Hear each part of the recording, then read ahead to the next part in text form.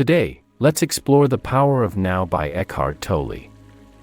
This thought-provoking book not only encompasses the principles of multiple spiritual traditions such as Buddhism, Taoism, and Christianity, but also offers a way to enlighten our lives. It teaches us how to transcend suffering and find inner peace and fulfillment in the present moment. Enlightenment, as explained in Buddhist teachings, is a state that ends suffering. It may seem difficult to comprehend, but in reality, enlightenment is a state of mind where things that used to cause us suffering no longer have power over us. To reach this state of mind, we first need to recognize how our suffering arises. The book points out that suffering stems from our resistance to the present moment.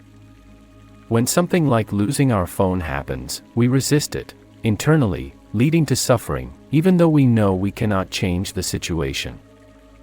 Furthermore, suffering arises from our thoughts. Our thoughts constantly seek external salvation and fulfillment, resulting in desires and greed. The book highlights that the happiness our thoughts seek is always temporary because happiness and suffering are two sides of the same coin. We experience happiness when we attain what we desire and suffer when we lose it. Thus, the more attached we are to our thoughts, the more inevitable suffering becomes. Additionally, time is also a source of suffering. The book argues that time is an illusion, and the only thing that truly exists is the present moment. We cannot go back to the past, and the future arrives only in the form of the present moment. When we overly focus on time, it generates a lot of suffering, such as anxiety, restlessness, unease, and stress. All forms of fear arise from an excessive focus on the future, while guilt, regret, sadness, and resentment arise from an excessive focus on the past.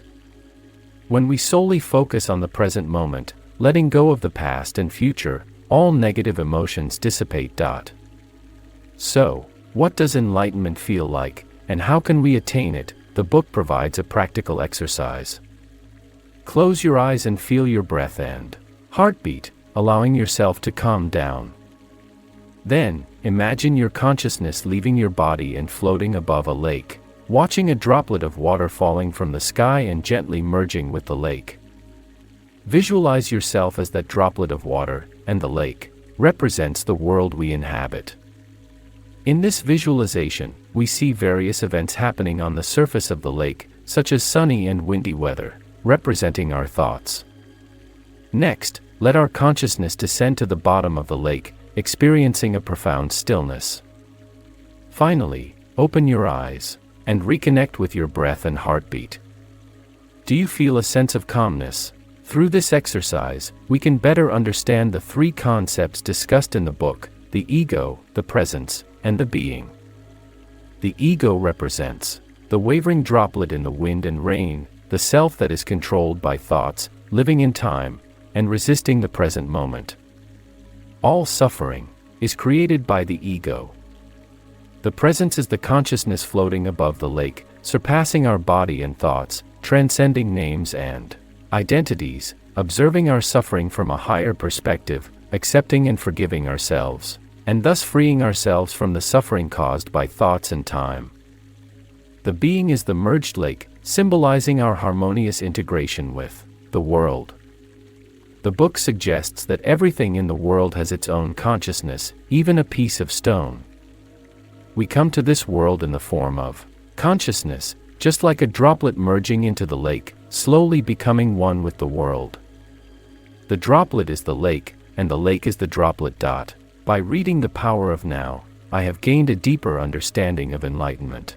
Through practice and contemplation, we can gradually transcend suffering and find inner peace and fulfillment. The book not only teaches us how to face suffering but also offers a new perspective on observing ourselves and the world. Through a shift in consciousness, we can better understand ourselves and live in harmony with the world.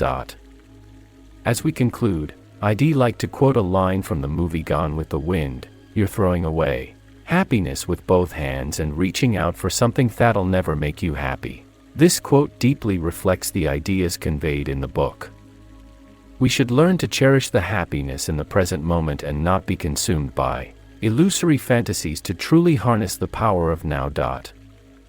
Through reading The Power of Now, I have gained new insights into life and a clearer direction for personal growth and development. I believe that by earnestly embracing the teachings in the book and putting them into practice, we can all discover our own power in the present moment.